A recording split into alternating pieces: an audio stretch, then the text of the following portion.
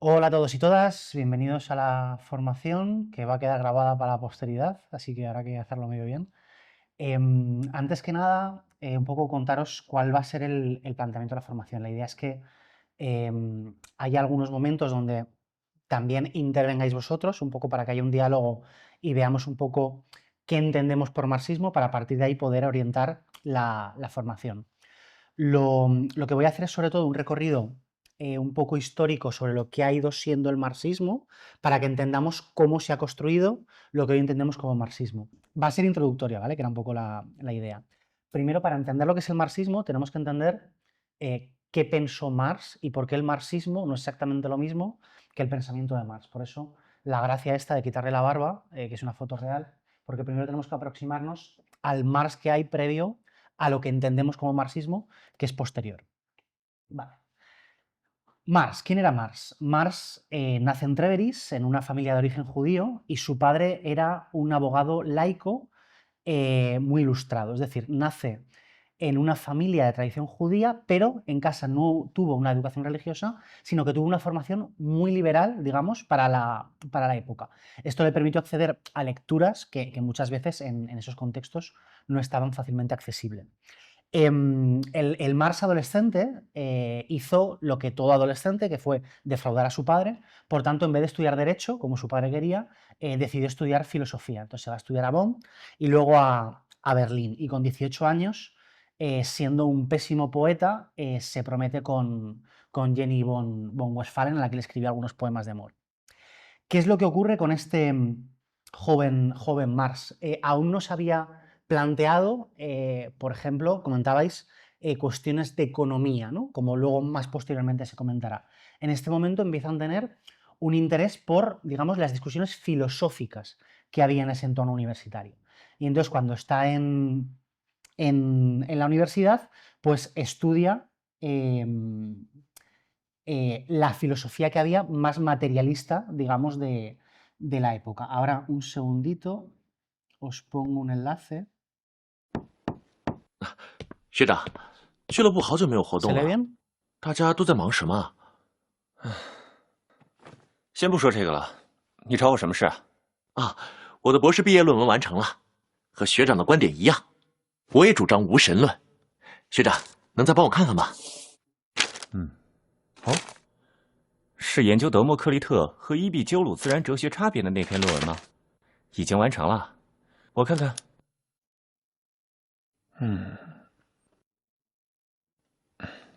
怎么了？论文写的真的很精彩，不过现在不同以前了。你毕业要提交这篇论文，别说留校了，恐怕连毕业都难。为什么？埃希霍恩刚刚就任教育大臣，这个人是顽固的基督信徒，一直打压无神论。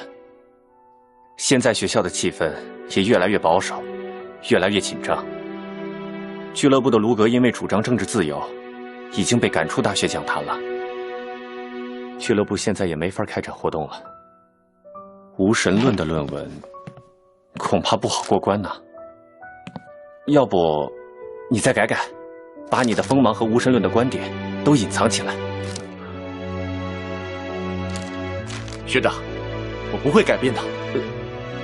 追求真理是人的权利和自由，我是不会放弃的。我要像普罗米修斯一样，不屈不挠。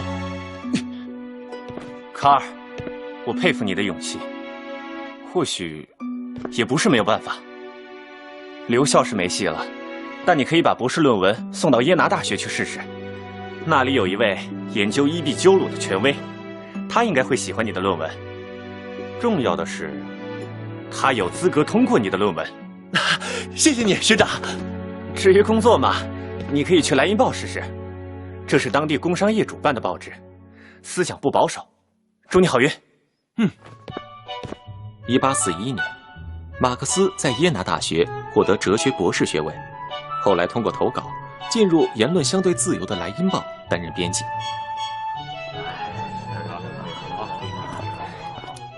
Al joven Marx, que está estudiando filosofía, en un contexto de represión intelectual de la época, donde cada vez ese conservadurismo religioso estaba, digamos, limitando las discusiones que se producían en la propia universidad, en la Facultad de Filosofía. Y entonces Marx lo que hacía era moverse en lo que era el círculo de jóvenes hegelianos de izquierdas. Es decir, la referencia intelectual de esa época era Hegel, que era el representante del idealismo alemán, que desarrolló un pensamiento en donde el desarrollo de la sociedad se daba a través del debate entre las ideas, ¿no? Y había una especie de razón que avanzaba en base a esa dialéctica, ¿no? Esa tesis, esa antítesis. Y en ese círculo de jóvenes hegelianos de izquierdas lo que hacían era reapropiarse de esas ideas de Hegel, pero desde un enfoque más progresista, es decir, no para, digamos, legitimar lo que era en ese momento ese autoritarismo prusiano que existía en el momento, que era muy religioso, sino para plantear, bueno, esas demandas más de liberales o de derechos civiles que empezaban a abrirse paso a la vez que la burguesía. En ese momento lo que hacen es impedirle, digamos, una carrera académica, que era lo que Marx quería en un primer momento, pero él encuentra un sitio donde poder seguir trabajando, poder seguir escribiendo, que es el periodismo. Entonces, en un periódico de pequeños propietarios, en la Gaceta Renana, consigue empezar a escribir. Y allí será muy importante porque empieza a acercarse a sectores desfavorecidos de la sociedad a los cuales hasta ese momento no había conocido.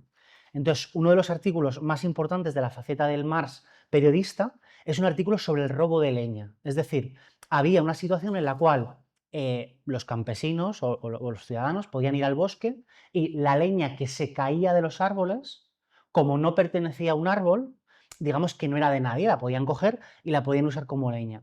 Pero en ese momento se aprobó una legislación muy restrictiva que consideraba que recoger esa madera del suelo era un robo, porque ese terreno, ese árbol, era de alguien. Entonces, eso supuso un empobrecimiento de toda esa gente que usaba esa madera para calentarse. Entonces, ahí es cuando Marx empieza a plantearse que la propiedad es un elemento importante en las reflexiones filosóficas que tenía hasta ese momento y empieza a criticar de forma cada vez más dura esas limitaciones, sobre todo de libertad de expresión, que había en ese momento y se ve obligado a exiliarse, primero a París, luego a Bruselas y finalmente a Londres. Pero bueno, sería un primer ejemplo de lo que luego se conoció como privatización de los bienes comunes. Vale. Seguimos. Cuando se exilia, conocerá a Engels. No se puede entender a Marx. Sí, bueno, no sé si se ve. Uy, no se ve. Espera. Ahora. Vale. Bueno, esto es una broma, ¿vale? No es Marx, es Hagrid de Harry Potter. Entonces, no se entiende la obra de Marx sin este momento en el cual conoce a Engels. Engels no solo le dio ayuda económica a lo largo de su vida, incluso hemos sabido después que algunos de los primeros artículos que Marx escribe en Londres para distintos periódicos escritos en inglés, en ese momento Marx todavía no dominaba el inglés como para escribir esos artículos. Eran artículos que escribió Engels en realidad y firmó Marx y que permitieron que Marx pudiera ganarse la vida. Pero no fue solo, digamos, un benefactor de Marx, digamos que Engels tenía una talla intelectual propia que permitió sobre todo a Marx llegar a temas o a referencias que Marx por sí solo no hubiera llegado. Una de las obras más tempranas de Engels es La situación de la clase obrera en Inglaterra. Lo que hizo fue lo que se consideran las primeras obras de sociología urbana y además una de las primeras obras, digamos, de sociología marxista, podríamos decir.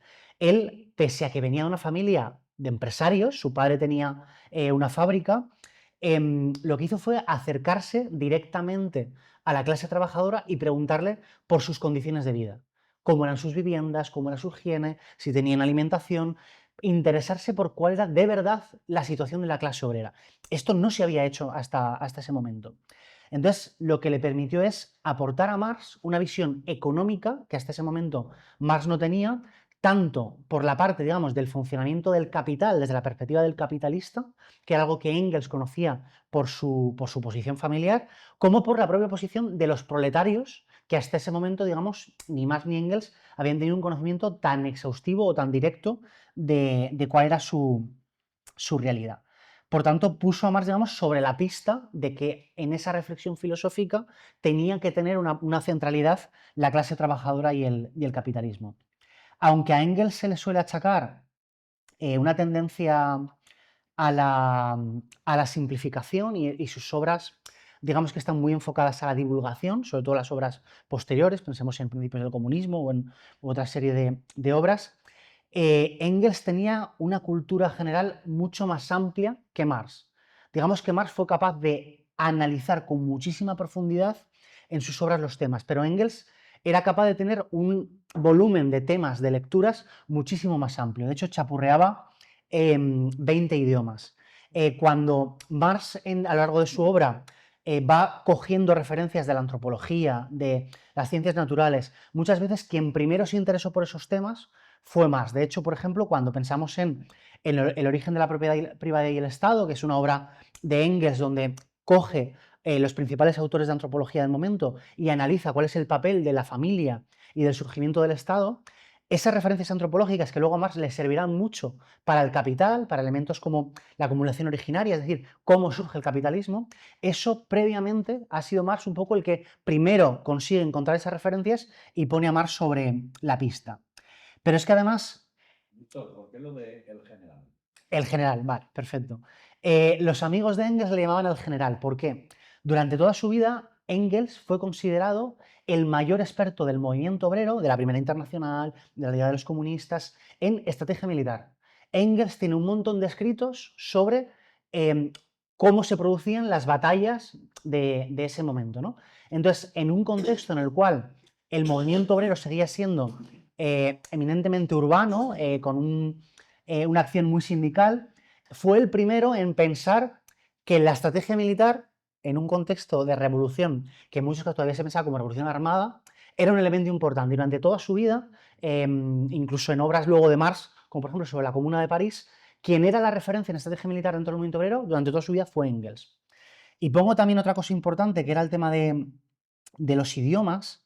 Engels y Marx consiguieron, ahora lo vemos también, no solo eran teóricos, digamos que entraron en esos primeros círculos, digamos, de reflexión, todavía no comunista, protocomunista, de gente que se carteaba por toda Europa y que planteaba esa crítica a la propiedad, al capitalismo y a la situación de su tiempo. Y Engels, digo lo de los idiomas porque jugó un papel en todo momento de organizador muy importante, sobre todo la Primera Internacional. De hecho, cuando muere Engels, como secretario de la Internacional, tuvieron que contratar 3 secretarias porque no había una sola persona que fuera capaz de gestionar por sí sola toda la correspondencia que Engels, que chapurreaba 20 idiomas, era capaz de gestionar. Por tanto, para entender lo que es el marxismo hay que entender el papel permanente, no solo teórico, sino de organizador, que jugó también Engels.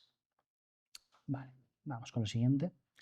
Por tanto, pasamos de un Marx estudiante a un Marx revolucionario y un Marx investigador. Cuando se exilia, cuando empieza a entrar en esos círculos críticos de exiliados que han tenido que huir de distintos países, encuentra la Liga de los Justos, que tenía como lema todos los hombres son hermanos, y empieza a discutir con Proudhon, que defendía una crítica de la propiedad, con los anarquistas franceses, empieza a discutir con otros autores, ¿no? Y entonces consigue progresivamente tener junto a Engels más influencia en esa Liga de los Justos, hasta el punto de que consigue que les encarguen la redacción del Manifiesto Comunista, que será como el primer panfleto que empiece a articular algo así, algo que ya se percibía a sí mismo como movimiento comunista. Vamos a ver un pequeño vídeo del momento en el que en un congreso bastante más tranquilo que los del PC, consiguen imponerse a los que había hasta el momento y cambian ese lema de todos los hombres son hermanos por el nuevo lema de la Liga. En nombre de mis amigos, en Francia, Alemania, Suiza y Bélgica, he venido aquí para exponer los principios en los cuales planeamos basar las luchas venideras. Pero no nos engañemos. Estas luchas serán extremadamente violentas. Ya basta. Basta de violencia. Lo que pedimos, lo que la humanidad quiere, es bondad, hermandad. Lo que nuestro mundo echa en falta y necesita más que nuestro cuerpo el agua fresca es gentileza, algún tipo de fraternidad. Probablemente haya algunas personas aquí que lloran cuando escuchan las palabras amabilidad, gentileza o fraternidad. Las lágrimas no dan poder. El poder no derrama lágrimas. La burguesía no nos muestra gentileza y no se conquista con amabilidad. Ciudadanos, amigos, camaradas, ¿por qué estamos aquí? ¿Por qué luchamos? Pues claro que sí. Sí. ¿Y cuál es nuestro objetivo en la lucha? Libertad. ¡Igualdad! Todos los hombres somos hermanos. Todos los hombres somos hermanos. Todos somos hermanos. ¿Lo sois? Sí. ¿Y tú? Sí. ¿Y tú? Sí, claro que sí. Y tú también. ¿Y yo? ¿Y todos los que han venido? ¿Y los burgueses y los trabajadores son hermanos? No, no lo son. Ellos son enemigos. Tenemos que saber para qué nos hemos reunido.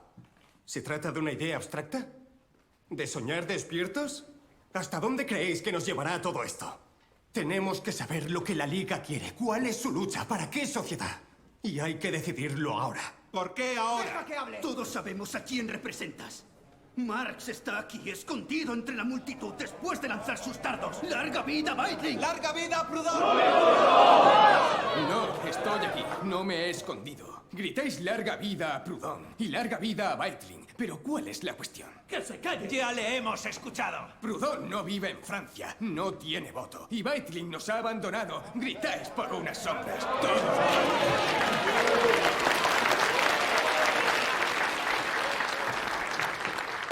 Aquí tengo el libro al que se refiere Marx. Su respuesta a Proudhon. Él formula la pregunta fundamental. Una pregunta que resume toda nuestra lucha. Karl. Continúa. Tienes la palabra. El antagonismo entre el proletariado y la burguesía solo puede conducir a una revolución completa. ¡Que se calle de una vez! Y mientras sigan existiendo las clases, la última palabra de las ciencias sociales siempre será, como dijo George Sand, la lucha o la muerte. La sangrienta pelea o la nada. ¡Larga vida a George Sand! ¡Larga vida a Marx! Que se levanten aquellos que no quieran luchar y que lo digan. La revolución industrial de nuestros días ha creado la esclavitud moderna. El esclavo es el proletariado. Con su autoliberación, liberará a toda la humanidad. Y esa libertad tiene un nombre. Comunismo. Por esa razón, propongo acabar definitivamente con ese lema. Porque es engañoso y débil. ¡Esto es un golpe! Este es nuestro lema. Trabajadores del mundo, uníos. Solicito que de ahora en adelante la Liga de los Justos se llame Liga Comunista. Que levante la mano quien esté a favor.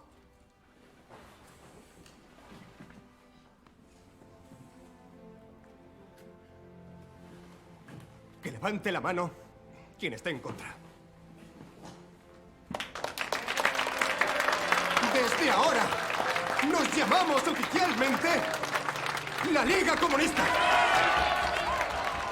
Este es un poco el momento. Se imponen. Han mencionado a Weitling, además de a Proudhon.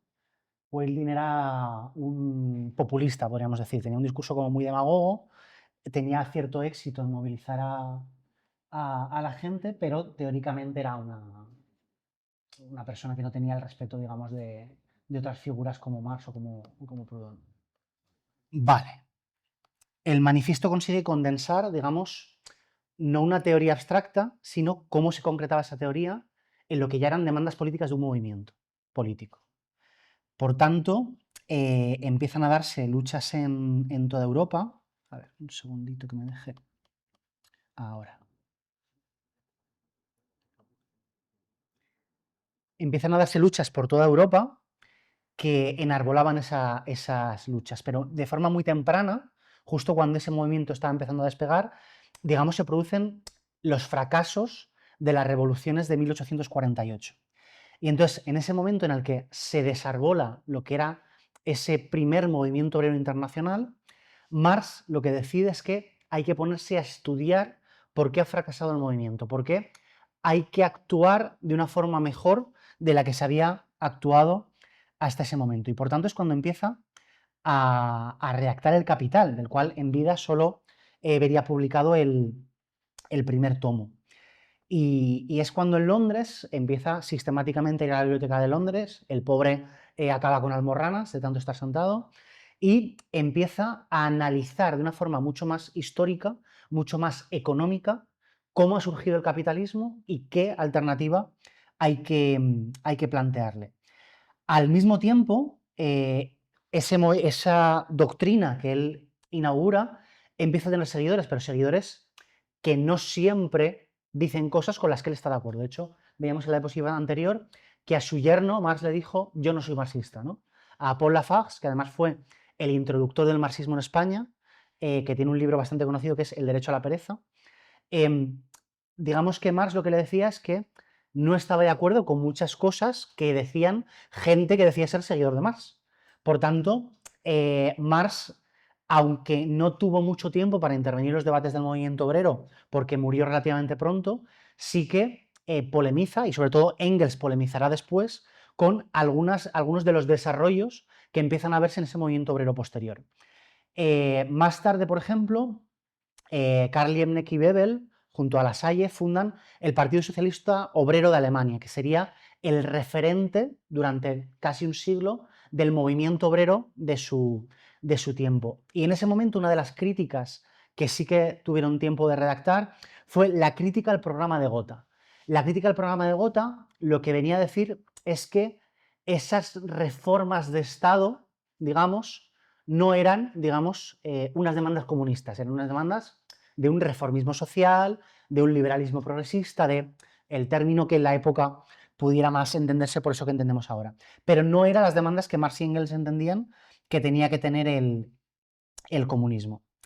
Y más adelante, cuando empieza a ver que la revolución no se iba a dar donde él creía en un principio que se iba a dar, que eran esos países más industrializados de Europa, él empieza a fijarse, por eso coge esas influencias de Engels, en la antropología y empieza a analizar sociedades más campesinas y empieza a fijarse en Rusia, empieza a aprender ruso. Sabía también, por cierto, español. Y empieza a ver cómo a lo mejor no hay que pasar, él creía que había que pasar por distintas fases, ¿no? Si antes estaba el feudalismo, había que pasar al capitalismo y luego había que pasar al comunismo. Y empieza a cuestionarse, digamos, ese etapismo de la historia.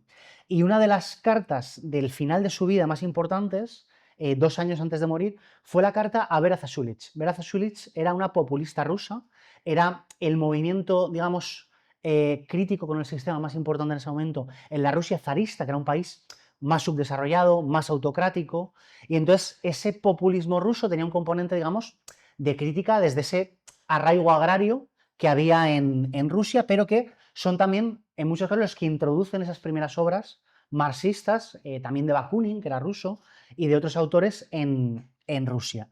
Y entonces ahí, a Vera Zasulich es cuando le plantea de, bueno, cuidado porque tenéis en Rusia unas estructuras comunales que a lo mejor permiten pasar, digamos, ahorrándoos algunas fases, digamos, del capitalismo que han sido muy agresivas, que han sido muy, muy dañinas para la clase trabajadora.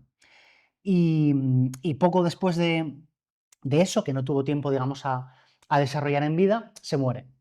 ¿Alguien sabe cuáles fueron las últimas palabras de Marx? ¿No?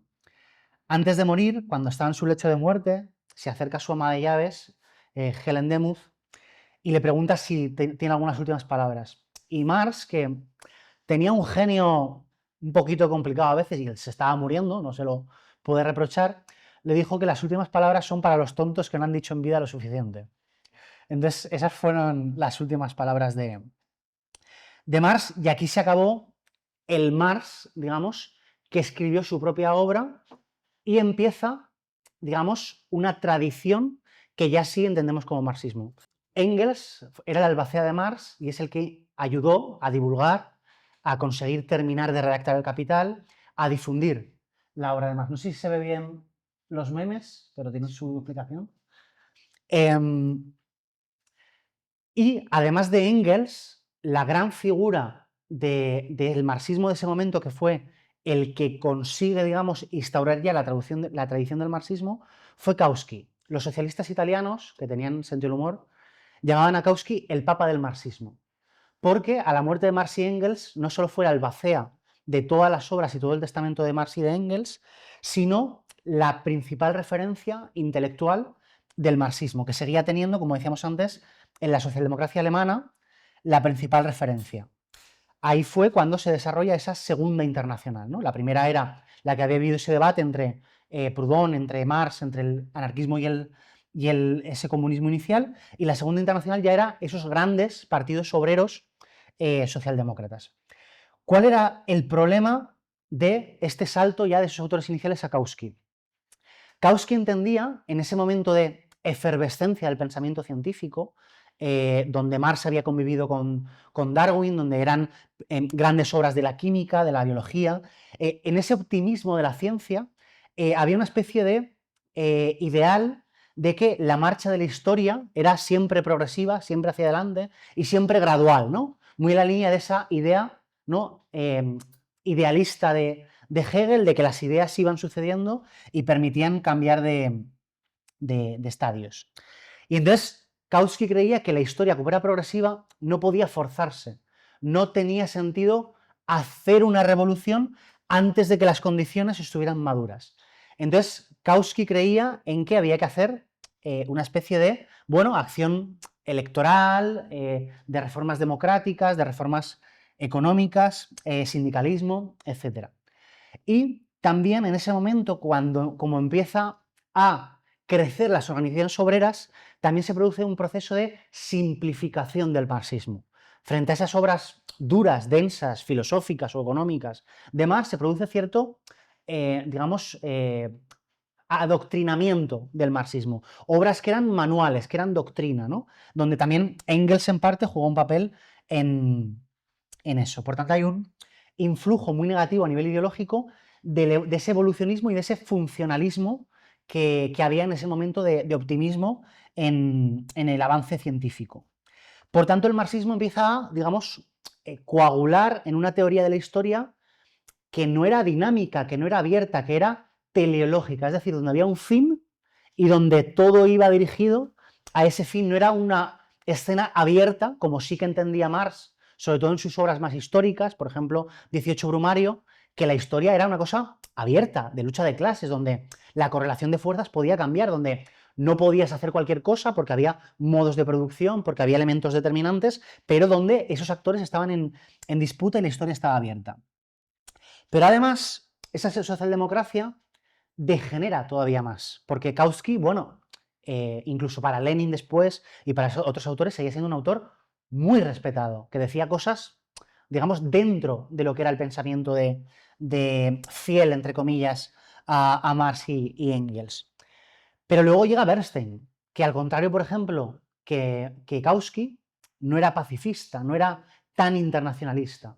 Bernstein, además de rechazar conceptos clave de la obra de Marx como la plusvalía, como el materialismo histórico, él entendía que, bueno, que había que hacer todavía era más reformista, digamos, si cabe, en cómo entendía esas reformas económicas, esas reformas parlamentarias. Entonces sustituye el programa de Gotha, que ya estaba criticado por Marx y Engels, por el programa de Erfurt, que es el que inaugura esa socialdemocracia que se va desvinculando del marxismo.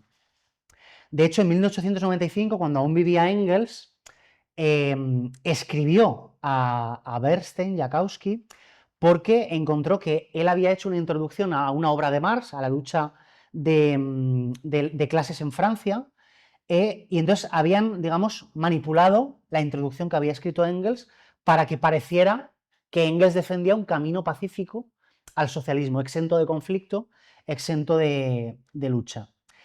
Y esto tiene que ver con esa deriva filosófica que tiene Bernstein, que era el neocantismo, ¿no? en lo filosófico, donde, digamos, creía que el Estado era un neutral.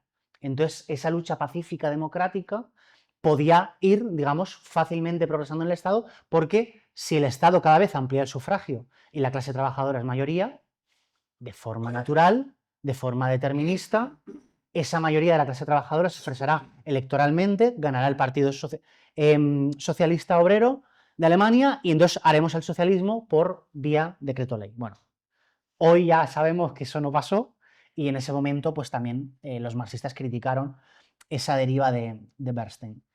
Pero el momento más, digamos, de ruptura fue por el abandono de Bernstein del internacionalismo. Bernstein defendía en esa idea, digamos, de optimismo científico de la época, había también un elemento muy peligroso que hoy leemos más fácilmente que entonces, que era muy eurocéntrico, que era incluso imperialista. Entonces, Bernstein defendía el expansionismo de Alemania a pueblos que no estaban civilizados, ¿no? Diría el imperialismo en ese momento. Entonces, mientras que Kautsky vota en contra de los créditos de guerra, Bernstein y buena parte de la socialdemocracia alemana votan a favor de esos créditos de guerra, a favor de entrar en una primera guerra mundial, ¿no? Para defender precisamente ese desarrollo colonial que tenían las potencias de ese momento. Y ahí pues hubo una primera ruptura importante que protagonizó sobre todo Lenin, el del meme de la derecha, y que permitió que se creara, bueno, un nuevo movimiento obrero que sí que tenía ese internacionalismo, esa visión del capitalismo como sistema mundo, es decir, no quedarse atados a esas condiciones nacionales y a veces rehenes de esos intereses de las burguesías nacionales, como le pasó a Bernstein, sino ser capaces de leer esas dinámicas mundiales del capitalismo. Y, lamentablemente, mientras muchos países sí que seguían a Lenin en esa ruptura, nosotros en España teníamos al tonto de Pablo Iglesias, ¿vale? El original, no el que sufrimos ahora. En España teníamos un problema y es que no había, digamos, muchas figuras capaces de importar ese pensamiento marxista y mucho menos todavía desde, digamos, las ediciones originales en alemán. Entonces, lo que nos llegó a España eran menos obras, digamos, más divulgativas, más vulgares, y normalmente desde las traducciones francesas, que como acabamos de ver, muchas veces tenían ciertos sesgos por los traductores y por la propia tradición del socialismo francés. Pero además, si esto fuera poco, Pablo Iglesias, que hablaba algo de francés, pero no habla alemán, digamos que no estaba al corriente de los debates internacionales del movimiento obrero, tanto como otras organizaciones del movimiento obrero europeo. Entonces, ese primer Partido Socialista, aunque recoge algunas cosas de los debates marxistas del momento, en realidad la hegemonía ideológica de ese primer Partido Socialista no era marxista, era lo que se llamaba krausismo. El krausismo era el pensamiento de un filósofo alemán contemporáneo a Hegel que en España cuaja en un pensamiento progresista, podríamos decir protosocialista, pero muy liberal, que reconocemos, por ejemplo, en la institución libre de enseñanza, en figuras como Giner de los Ríos. Esas figuras, digamos, cercanas al socialismo, pero cuyas ideas eran mucho más liberales, de avance social a través de la educación, por ejemplo, pues son los que eran mayoritarias en el Partido Socialista. Por tanto, mientras el movimiento obrero a nivel internacional se separaba de esa socialdemocracia, la socialdemocracia española ni siquiera había llegado al nivel ideológico de esa socialdemocracia alemana o de otros países. Y llegamos a el marxismo en la Tercera Internacional, donde Lenin, que es el autor principal, recapitula qué es el marxismo en una obra que os recomiendo, que además es la que articula la formación que tenéis colgada de Jorge Rochet, que es 3 fuentes y 3 partes integrantes del marxismo. En esta, A ver, creo que aquí lo tengo más claro. Sí, vamos aquí un segundito y lo pasamos un poco por encima. En esta recapitula, no sé si se ve bien, cuáles eran, digamos, en ese pensamiento del marxismo, las fuentes del marxismo y luego las partes integrantes del marxismo. Marx y Engels, lo que habíamos visto era que fueron capaces de incorporar en una teoría orientada a la revolución los principales avances científicos del momento. Entonces, en ese momento lo que hacen es confrontar con Hegel, confrontar con ese idealismo alemán y decir, no, no, no, primero hay que salir de esa ideología religiosa reaccionaria, pero además, frente a los jóvenes hegelianos de izquierdas, y en concreto frente a Feuerbach, que hacía una crítica al elemento religioso del idealismo alemán, lo que dice es de no, cuidado, no basta con hacer una crítica idealista a la religión, hay que ser materialistas, hay que ser ateos. Y entonces supera ese idealismo alemán con una dialéctica que ya no es idealista, ya no es religiosa, es materialismo dialéctico.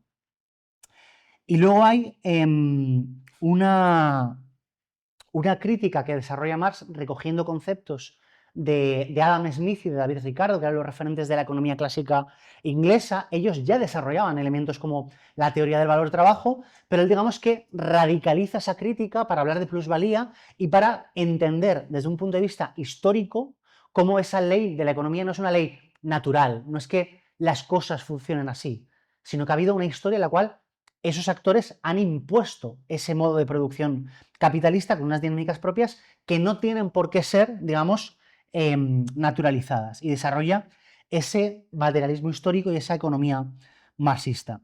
Y por último, en la parte más práctica de ese socialismo, polemiza con esos anarquistas, como podía ser Proudhon, y también con el socialismo utópico francés. El socialismo utópico francés lo podéis ubicar, por ejemplo, en Saint-Simon o en Fourier, que eran los que hacían falansterios, eran los que hacían de vamos a diseñar al más mínimo detalle la sociedad ideal que queremos, y entonces vamos a pedir a la burguesía, que es muy magnánima y muy liberal, que nos dé fondos para hacer estas ciudades de cero y la gente se vaya ahí a vivir en una comuna. Lo que critica sobre todo Marx y Engels es, en vez de analizar en detalle cómo queréis que sea sociedad ideal, lo que os falta es analizar la estructura de poder, es decir, por qué esa utopía que estáis defendiendo no es viable, porque hay fuerzas reaccionarias que se van a oponer a cualquier cambio que amenace sus privilegios. Por tanto, criticaban ese idealismo, ese socialismo utópico, perdón, esa utopía, ese carácter utópico de ese socialismo, para hablar de un socialismo que ellos llamaron como científico, ¿no? Es decir, no vamos a analizar cómo funciona el capitalismo, qué fuerzas defienden el capitalismo para poder tumbarlo. Por tanto, esto sería un poco el resumen, ¿sí? Aquí me faltarían dos representantes en la economía ¿Sí? política inglesa que se amplían fuera de lo que es ya Malthus. Malthus, ¿cierto? Y me faltaría Sismondi. Sismondi es el primer crítico por la parte de la demanda y es el primer economista socialdemócrata de alguna manera. ¿Cómo se llama el segundo, has dicho? Sismondi. Sismondi. Sismondi lo incorpora, eso es en El Capital, sobre todo. Y lo interesante, por ejemplo, de Malthus, comentabas, es la parte demográfica. Es decir, cómo hay un elemento también en lo que luego también se vio en la parte de la socialdemocracia alemana, de predicciones a futuro de lo que va a pasar, ¿no? De cada vez más gente va a ser clase trabajadora, vamos a ser la mayoría. Hay un elemento también en esa crítica o en ese debate con la parte demográfica de la economía clásica. Vale, volvemos un segundo para atrás. Vale, un segundito. Vale. Y luego Lenin, además de recapitular lo que entendían hasta ese momento, que era el marxismo, Lenin era un revolucionario.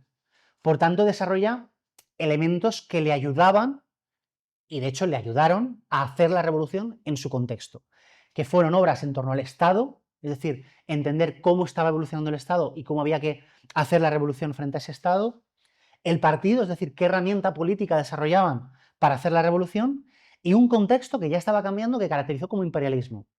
Al igual que Marx no se inventó la teoría del valor-trabajo o no se inventó el concepto de lucha de clases, que estaba en historiadores franceses, Lenin no se inventa la idea de imperialismo, que estaba en Hobson, que estaba en Hilferding, que eran historiadores económicos que trabajaban en cómo estaba evolucionando el capitalismo, ¿no? Hilferding, por ejemplo, hablaba del papel del capital financiero en ese crecimiento del capitalismo de entornos nacionales, ¿no? Muy ingleses, muy alemanes, a entornos más internacionales. Pero Lenin lo que hace es extraer lecciones, conclusiones políticas que hasta ese momento no sabían o no habían estado tan claras en esas obras más económicas. Como por ejemplo, ahora lo vemos muy claramente, el papel de las guerras en ese aumento internacional del capitalismo que hace que existan bloques, capitalistas en pugna y por tanto una pelea por recursos, por mercados, que también se traduce en conflictos bélicos. Por tanto, aquí también empieza en la Tercera Internacional, en esa escisión de la Segunda Internacional, que tiene una visión mundial, internacional del capitalismo, empieza a haber también eso que entendemos como marxismo-leninismo, que también tendrá una codificación a veces un poco de manual, un poco divulgadora, un poco dogmática incluso. Y como ese marxismo deja de ser nacional, pero deja de ser también europeo. A raíz de la Revolución Rusa hay un antiimperialismo, un proceso de descolonización, un proceso de apoyo a muchísimos países en ese contexto de la Guerra Fría. Por tanto, a esos referentes del marxismo de la Tercera Internacional, Lenin, Trotsky, Stalin, otros teóricos como Lukács, Ilenkov, Bakhtin, se suman también otras figuras que, al igual que Lenin, no eran teóricos, digamos, de la academia, como a lo mejor lo podía ser Ilyankov, sino que eran figuras revolucionarias que también teorizaban sobre el contexto histórico de su momento. Entonces, por tanto, Dimitrov será el que desarrolle dentro de la Tercera Internacional la idea de los frentes unitarios, ¿no? De cómo la nueva situación de correlación de fuerzas obligaba a otra estrategia de alianzas que era distinta a la del periodo anterior. O en un contexto ya más de derrota, de avance del fascismo, vemos cómo Gramsci pasa a pensar, vale, muy bien, hemos visto revoluciones exitosas, pero revoluciones exitosas en unos países determinados, mientras que en otros países más europeos como Italia, como España, como Alemania, la revolución ha fracasado. ¿Por qué ha fracasado? Entonces plantea el cómo tenemos que repensar esas aportaciones del marxismo, de lo que él llamaba desde esas revoluciones exitosas de Oriente a esas revoluciones fracasadas de Occidente. Y qué lecciones había que sacar para plantear la guerra de posiciones, es decir, la batalla política con otra estrategia, con otra serie de condiciones. Pero el elemento más importante es que la revolución se internacionaliza, se diversifica, empieza a haber más corrientes distintas dentro del marxismo. Está Mao en la revolución china, está el trotskismo como una corriente propia ideológica a nivel internacional. Luego, con el desarrollo europeo de partidos comunistas numerosos, surge el eurocomunismo, que hace también una crítica a lo que venía siendo el marxismo-leninismo en la Tercera Internacional. Por tanto, hay un elemento de internacionalismo. Estos memes me parecen buenísimos, no sé si se ven bien. Bueno, el meme de Cuba, cuando consigues la liberación nacional, pero recuerdas que te queda mucho trabajo pendiente porque eres internacionalista. Esto es poco después de la revolución en Cuba, está la gente como aclamando a Fidel y Fidel así como con cara de cansado de ahora me tengo que ir al Congo, me tengo que ir a Bolivia, me queda todavía un curro. Y en China, no sé si se ve, que dicen... ¿Es el año nuevo chino? ¿Nos disfrazamos al estilo chino? ¿Estás de acuerdo? Sí. Al día siguiente, bueno, tenían ideas distintas de que era el estilo chino, ¿no? Vale, más allá de la tontería, para Branko Milanovic, que es un autor contemporáneo, no necesariamente comunista, más bien socialdemócrata, pero él defiende una tesis que yo comparto, que es que el gran logro del comunismo en el siglo XX no fue tanto la revolución, que se hizo en muchos países, sino que consiguió en todo el mundo, fuera del contexto europeo, fuera de las grandes potencias industrializadas del primer mundo, consiguió dar vías de desarrollo alternativo a países que no querían ser colonias, que no querían desarrollarse al dictado de esos polos o de esos centros imperialistas de una forma dependiente, ¿no? Por tanto, lo que en un momento fue eficaz en esa Segunda Guerra Mundial, que fue el socialismo en un solo país, como esa estrategia de resistencia que lideró sobre todo Stalin, no sirvió luego para ampliar esa revolución a todo el mundo. Por tanto, el comunismo necesitó actuar como un actor mundial, y sin embargo sufrió lo que veíamos antes, sufrió múltiples divisiones ideológicas que impidieron que el comunismo actuara como un autor unitario a nivel mundial, ¿sí? Sí, ¿en qué medida consideras tú que ¿Sí? el hecho del colonialismo influyera en que los diferentes estados capitalistas europeos fracasara el proceso revolucionario?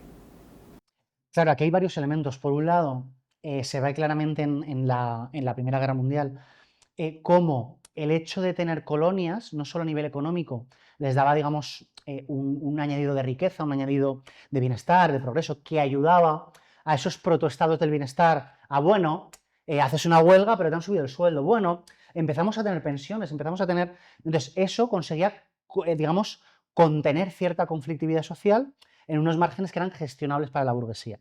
Pero además, el hecho de ser imperios, digamos que también era muy funcional a la ideología nacionalista, que permitía cohesionar a la clase trabajadora, no en un sentido económico, sino en un sentido ideológico, de que entendieran que ellos eran primero españoles o eran primero alemanes antes que obreros.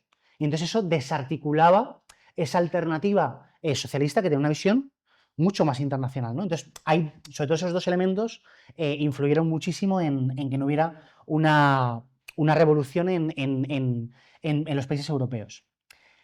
Me voy a saltar una pregunta de Mentimeter para no alargarme mucho, pero sí que quiero poneros un pequeño vídeo resumen hasta la Guerra Fría. A ver si...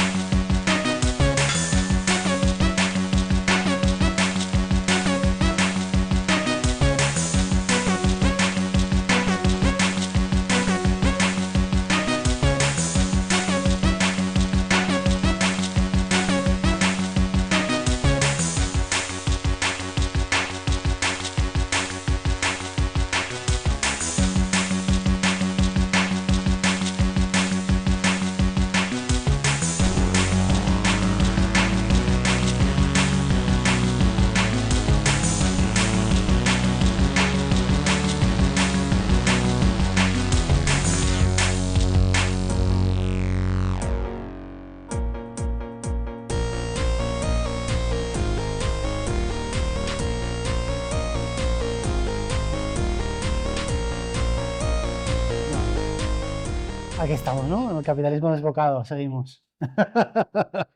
Esto es un poco para recopilar cómo surge el capitalismo, la Guerra Fría, revoluciones en otros países. Bueno, en 2 minutos está de puta madre. Vale, con toda esta visión histórica, llegamos a la pregunta del millón. ¿Qué es el marxismo? Hemos visto que el marxismo no es una teoría, no es solo una tradición. ¿Qué es el marxismo? ¿No? Si tuviéramos que resumirlo, sería el meme, ¿no? Una pizca más de working class, ¿vale?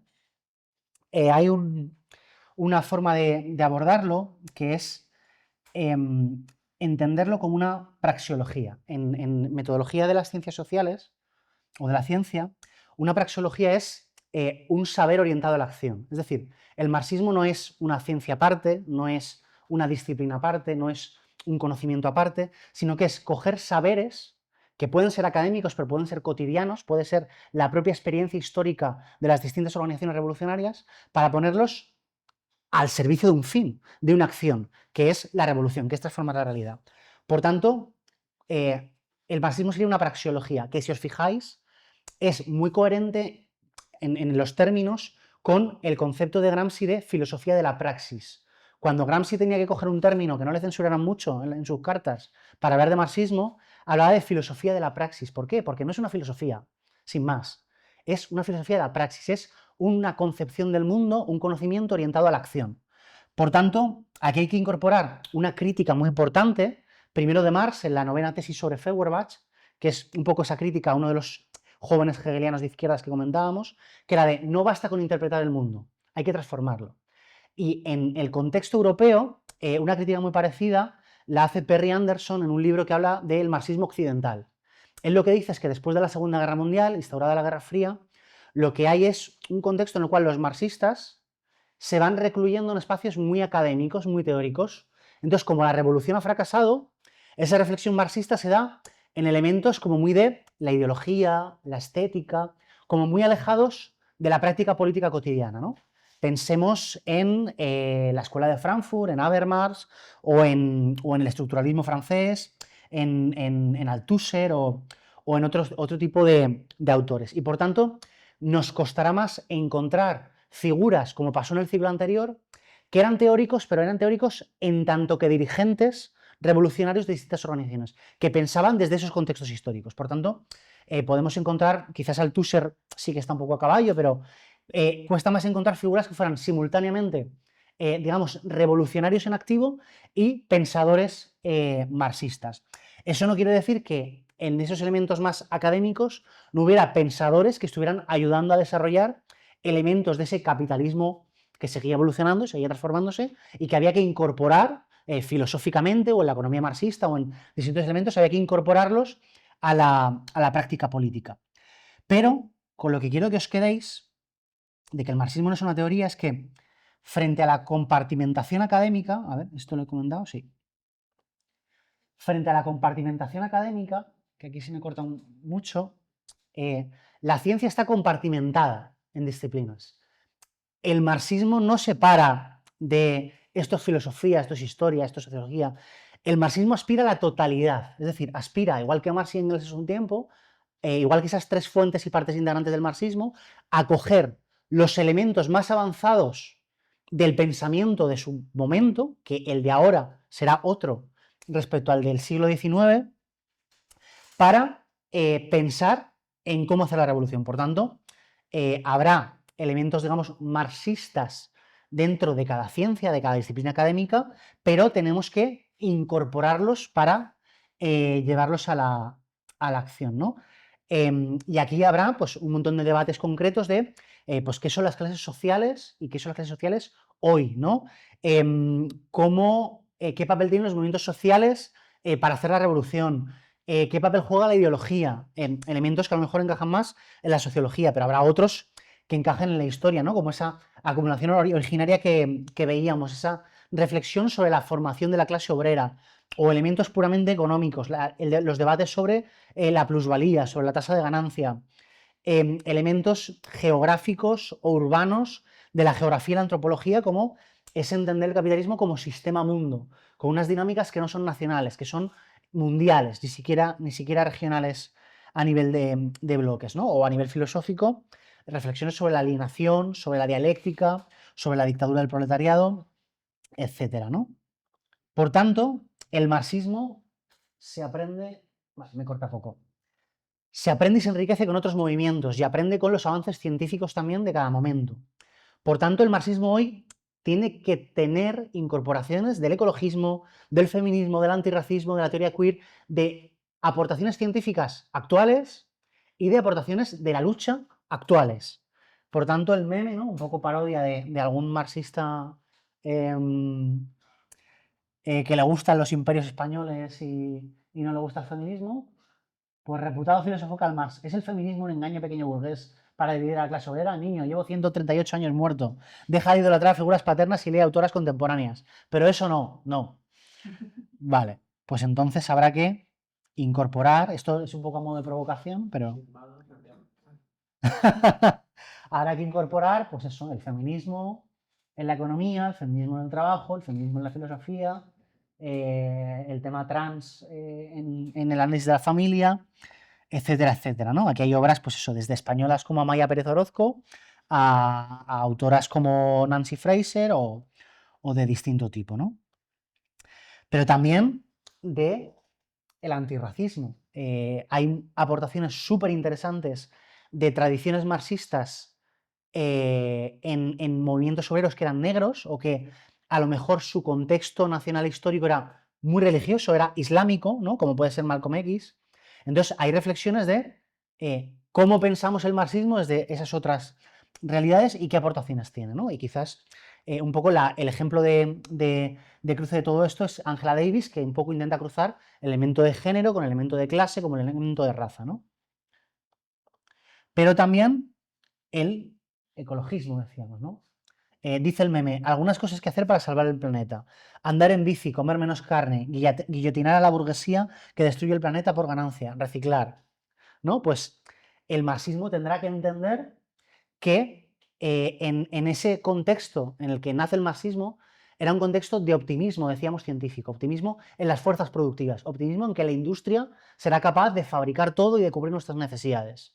Pero todavía no había una conciencia de los límites ecológicos de todo eso. De una manera muy tímida, y lo explora también John Bellamy Foster en ese libro que se titula La ecología de Marx, cuando Engels le da como esas referencias de, oye, hay que leer a los químicos, que están diciendo cosas chulas.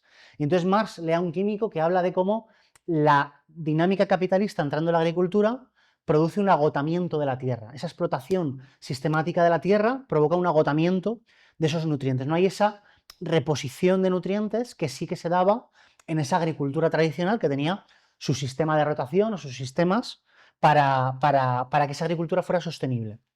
Por tanto, aunque ya hay ciertos elementos de, digamos, de lo que Marx llama entender el capitalismo como un metabolismo social, es decir, como algo que incorpora no solo el capital, no solo el trabajo, sino también la tierra, también la naturaleza, aunque hay esos elementos, digamos, protocologistas que quizás John Bellamy Foster exagera un poco para poder decir que Marx era ecologista, pero sí que hay autores posteriores que radicalizan o cogen ese hilo verde de Marx para decir, no, es que el marxismo puede y debe ser ecologista, ¿no? Por ejemplo, el marxista japonés Kohei Sato, que lo tenéis arriba, o el alemán Wolfgang Hartz, Comunismo sin crecimiento, que también fue muy amigo del primer referente quizás del marxismo ecologista en España, que es quien introduce a Hartz en España, que es Manuel Sacristán, que de hecho da nombre a la escuela del PC que empieza la semana que viene o la siguiente, por cierto, por si no os habéis apuntado. Entonces incorporan estos elementos de entender que esa dinámica permanentemente ampliada que necesita el capital, es decir, el capital para sostenerse necesita crecer, necesita esa reproducción ampliada del capital, por lo tanto eso no solo choca con la expansión geográfica de recursos en otros países, de imperialismo y colonización, choca también con los propios límites biofísicos del planeta, ¿no?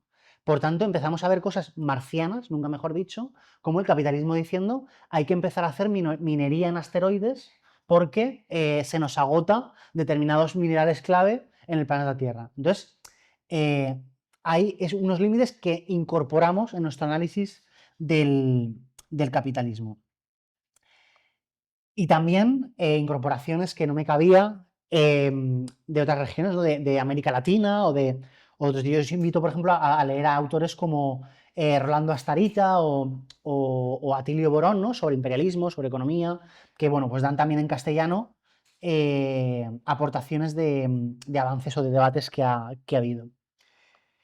Y por ejemplo, de los temas de las autoras que habéis comentado, Marta Harnecker, que tenéis también los cuadernos en la página web del PC de Rivas, ha sido probablemente la autora marxista en castellano y en cualquier idioma que más ha entendido la importancia que podía tener pensar en el marxismo desde la pedagogía y cómo llevar el marxismo a las capas populares, en este caso de América Latina, desde la pedagogía política. Por tanto, igual que hay autores no nítidamente marxistas, pero muy coherentes con el marxismo, como Paulo Freire en educación, Pues Marta Harnecker lo que hace es decir, vale, ¿cómo llevo yo el marxismo a las masas campesinas del movimiento sin tierra de Brasil? ¿Cómo llevo el marxismo a las capas periurbanas, precarizadas o trabajadoras de la Venezuela pre-Chávez, ¿no? Entonces, Marta Harnecker tuvo un papel muy importante en actualizar esa divulgación del marxismo.